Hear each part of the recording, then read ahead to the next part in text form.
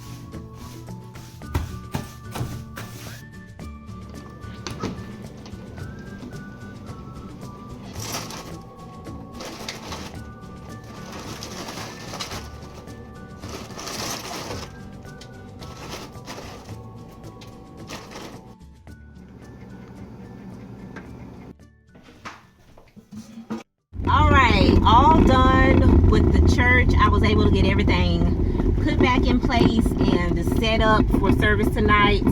I got the bathroom straightened up. I did not do a deep cleaner, nothing like that, because it's not my turn to deep clean the church this week.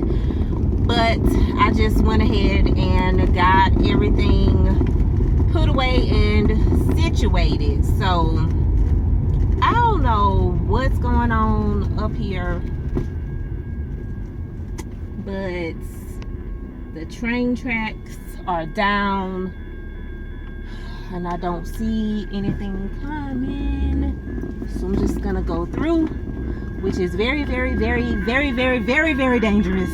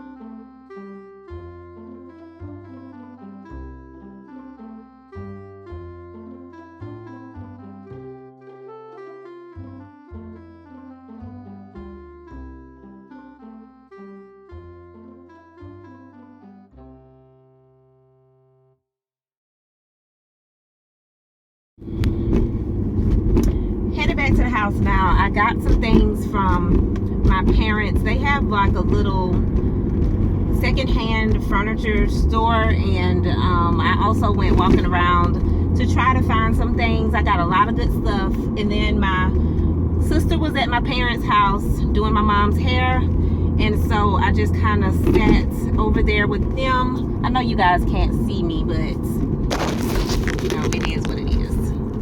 Anyway, so I just sat at my parents' house with my mom and my sisters, and we was just kind of sitting around talking and everything. So now I'm headed home, and then I also went to my parents' other store, and I picked up some ice cream because it's hot, because I saw that my dad was over there. So I just stopped by and got some ice cream, and now I am headed back to the house. Like I said, it is 83 degrees and it's supposed to be fall. Like, fall, where you at? Where you at? So I gotta go clean up, y'all, get this house situated, try to get some work done before church, try to get something cooked for supper before church. Probably gonna make spaghetti again because it's just easy. And gonna pull up to the house now. Typically, I don't have a lot of things to do during the day because I try to straighten our house up before I go to bed each night. So I'm just doing the basic things here. I'm straightening up our room, and for some reason I always start off cleaning by making up our bed. Do you guys have a particular area in your house where you start to clean? It's just something about making up our bed that just kind of kicks off my entire straightening up or cleaning routine during the day. So I'm just cleaning up our room, making the bed up, picking up around the floor, the basic things, nothing major.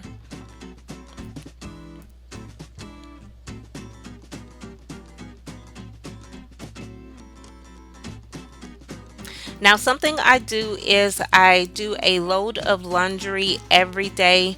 I will go ahead and put in a load of laundry, and Then once this is washed at night, I go on and I put that load of laundry in the dryer. So I wash a load a day, I dry a load at night, and this really helps me to kind of keep things going and keep things in place with our laundry. So now I'm just taking the clothes that I put into the dryer that night, I'm taking them out of the dryer today, and I'm just gonna sit on the bed. I have something going on TV like Netflix or something, and I'm folding clothes.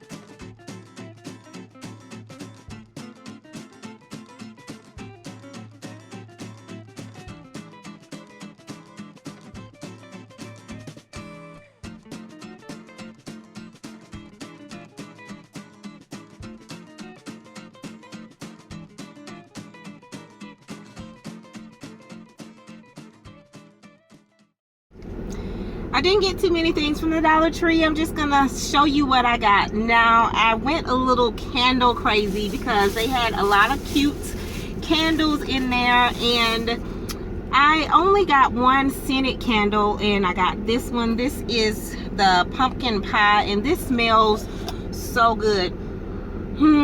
This smells like cookies or something like that. So I got this. I really love when our house smells like something's cooking in the fall time. And then they also had these LED candles, and I see these all the time, like at Target or Hobby Lobby and stuff like that, and they're always like $3 or $4. So I grabbed 2 of these. I probably should have got more, but I really just wanted 2 of this size, and I want to put these in our bedroom so that, you know, we can have a little ambiance in the bedroom without, you know, having to light real candles and falling asleep on real candles. As we all know, that would not be a good situation. And then I saw these little lanterns at the Dollar Tree. How cute are these little lanterns? I just kind of freaked out when I saw them. And these are LED candles too, so they just turn on the bottom. And I don't know, I know y'all can't see that probably because it's daytime, but it is a little candle in there burning. And then this little lantern just it just did everything for me, y'all. So I picked up 3 of these, and I'm planning on putting these on the porch. We have 3 steps going up to our porch, and I want to put these 3 on those steps. And I'll probably leave these out there year round. It's not like for fall or decorating or anything like that. And the same goes for these candles. They'll probably be on like candle holders in our bedroom all year round. I'm not planning on just putting them out for the fall or for the Christmas time, or, you know. So yeah, just left Dollar Tree, and it's kind of late in the evening. It's probably about 1:30 or 2 o'clock. I also picked up something from Wendy's to eat a few minutes ago. I got a grilled chicken sandwich, and they are actually doing this thing where, like, they call it a create your own chicken sandwich combo thing, where you can just get a grilled chicken sandwich, and you can either get fries, or you can get chili, you can get a baked potato, or I think you can get a side salad, and it's $5, which is really good for a grilled chicken meal. So I'm glad that Wendy's is doing that, because it's kind of expensive to, you know, eat healthy, especially when you're eating at a fast food restaurant. So I'm really glad that they made the $5 thing. Right now I am probably about to just head home. I don't know if I'll stop somewhere else on the way home. I kind of wanted to stop somewhere, but I don't want to spend any more money, because I've really been trying to tighten things up. And even though I only spent like, I don't know, let me see, $3, $4, $5, $6, I probably spent like $12 all day. I need to set limits for myself. Like, I need to be like, okay, I'm only spending $10 today, and if I spend $10 today, I'm not spending any more money tomorrow, or something like that. So yeah, to keep my limits, even though I don't have a limit actually yet. I'm just probably not gonna go anywhere else, and if I do go somewhere, it'll just be, you know, to window shop. I've been looking for some things to go in our laundry area, and I also am on the hunt for something to go in our kitchen. I want some in the laundry room. I want some letters that say laundry, or maybe some type of picture that says something about washing clothes, or, you know, cleaning clothes, or something, you know, something that like plays on laundry, like a laundry pun. That's what I'm looking for. And then in the kitchen, I'm looking for I want a big fork, and I want a big spoon to put in our kitchen over our sink, because there's an area in our kitchen that just has this dead space where our sink is. The window is not above our sink, so there's just nothing in that space, and I want to put a big fork and a big spoon there. And I know if I go somewhere today and I find it, I'll probably buy it. So I definitely don't think I want to go looking for that today. And then we still have church tonight, so I need to go ahead and try to get back home before church. So yeah, that's what I'm doing today. I was really excited about those lanterns, guys. I don't know if I'm gonna put them outside now with the rest of our fall stuff, but they're definitely gonna end up outside at some point. All right, let me get out of this parking lot and head to the house.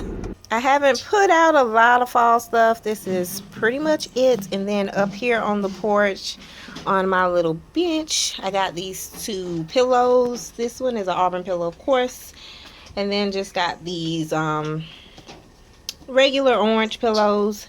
And on the other side, got this big little plant thing on a little table, and that's all the fall stuff I put outside. All right, guys, obviously it's been quite a while. It's pretty late. It's probably about 11 o'clock. I've gotten home. We've actually already gone to church, gotten out of church, and now I'm about to take a shower and get ready for bed. A lot of you have been asking what I've been doing to my hair, and so I'm just going to show you what I do when I get ready to go to bed and whatnot. It's nothing special. So I'm taking all of the bobby pins out of my hair, because I do like to pin my hair down depending on what look I'm going for. So I just tame it with bobby pins. And so I just get all of the bobby pins out, and typically I'll just get in the bathroom like this. I'll put on an audio book just to kill time, and then I will start to twist my hair. Now, the only thing I do to twist my hair is I just section it off. I get some water on my hand. I put a little bit of water on the section, and then I twist it. And I'm just gonna show you guys how I do that, because I'm about to go to bed now.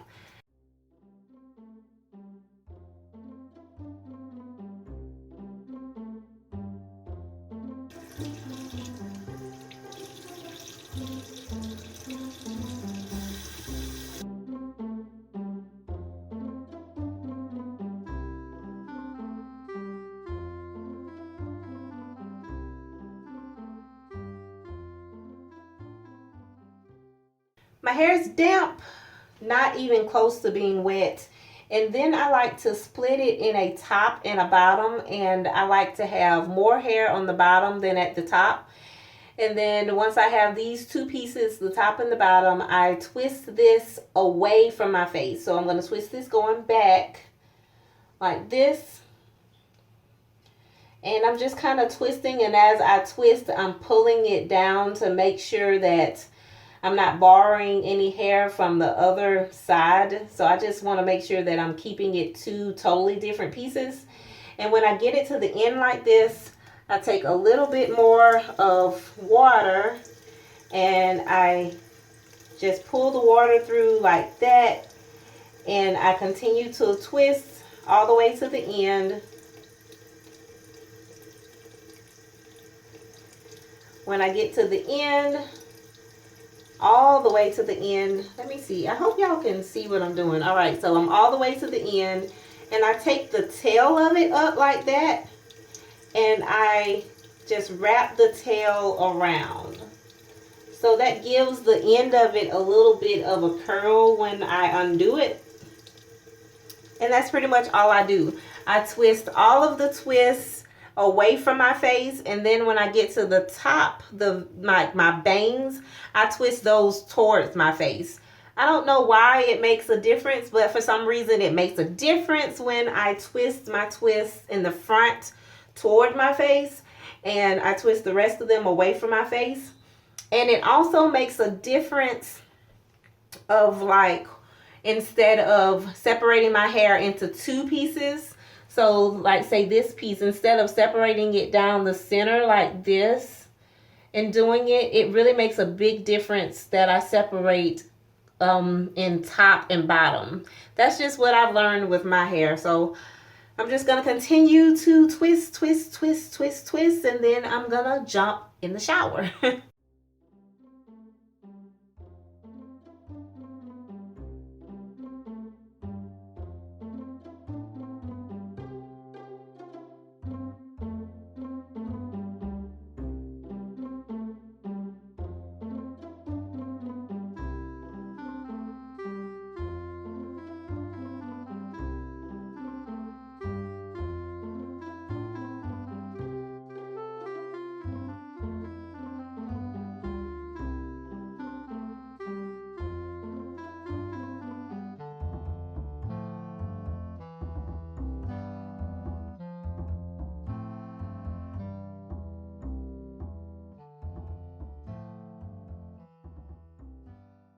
Alright, I'm all done twisting up my hair. That only takes like 10 minutes tops. Like, it really doesn't take any time at all.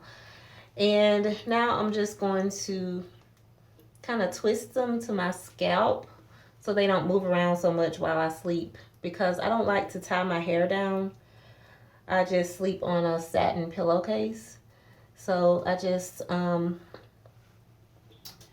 make sure that they are twisted to the root, or as, you know, close to the root as possible, so when I sleep they don't unravel. So that's all I'm doing. And I'm just using regular old bobby pins, see? And that's it, guys. I'm all done with this.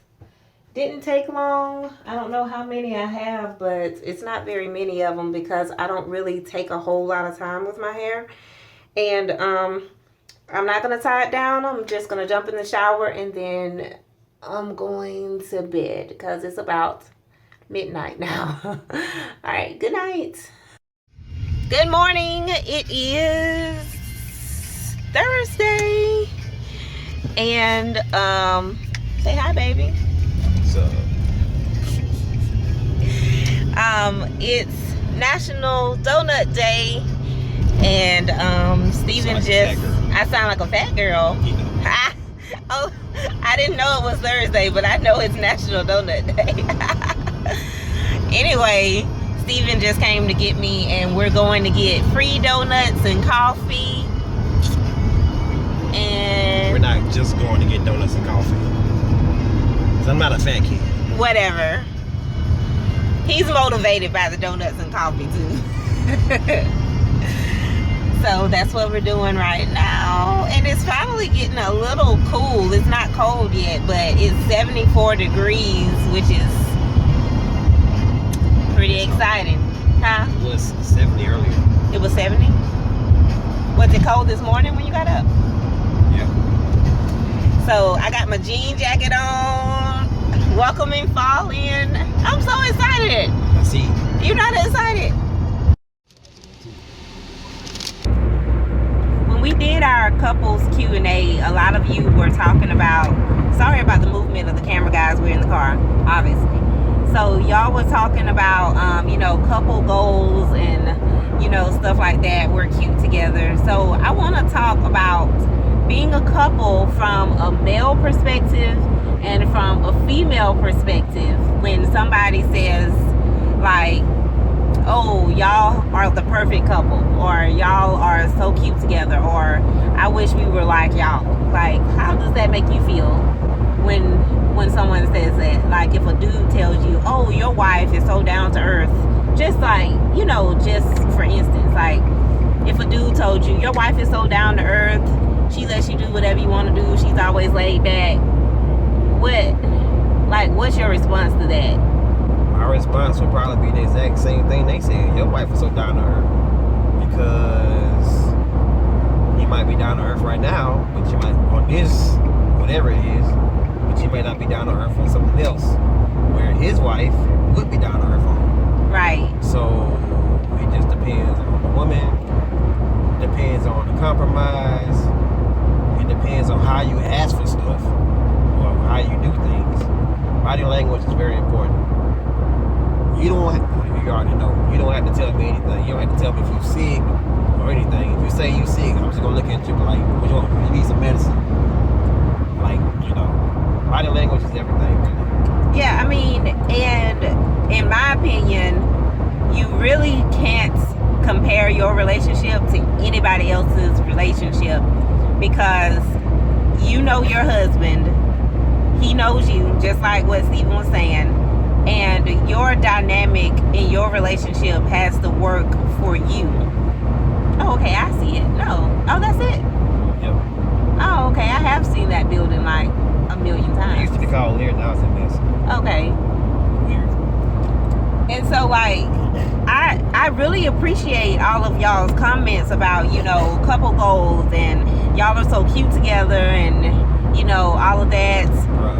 But We argue all the time. we will argue. Like, if you ask our family, you can ask our family. A lot of them watch our videos, and we can be like in Walmart, and if we have a disagreement, we're not gonna like get loud or unseemly or anything, but we don't mind going ahead and arguing, getting it out of the way. You know, we're not like the type of couple that pretends to be happy when we're not happy. We're 100% authentic, and that's our couple dynamic. Some couples, yeah, and our family thinks it's like the funniest thing in the history of life, which is backwards, but they'll be like, oh my God, y'all are so embarrassing. And then they'll like start joking about it, or they'll laugh at us. But the way we're set up is like, we're just us, I guess. You know, like, I'm not gonna pretend, I'm not gonna be fake with him. I might fake with anybody else on any other circumstance, but I'm not gonna fake with my husband. I'm not going to have other people thinking that we're all good, you know, if we're not all good, because we've seen that happen too many times. If you're really happy, you don't have to pretend. Like, ain't no pretending in it to being happy. And those couples who try to act like they're happy all the time, who try to act like everything is perfect all the time, who puts their relationship on all these pedestals so that the rest of the world can see, those are the main ones who are tripping in real life. Here's the thing about us. Both of us, and my family will tell you, both of us are very outspoken, and both of us are going to tell you the truth. We're going to tell each other the truth. If this looks bad, I'm going to let her know. This look bad, all this young, I'm going to let her know. I'm going to let her know she got some on her nose, inside her nose, outside her nose, around her nose, and her eye crust. So you do that for 3, 4, 5 years, you get to know who you are, who you dealing with. You got all of the impurities out of the way. You've exposed all the impurities and whatnot or whatever. So now you can just be you, because you know what to expect.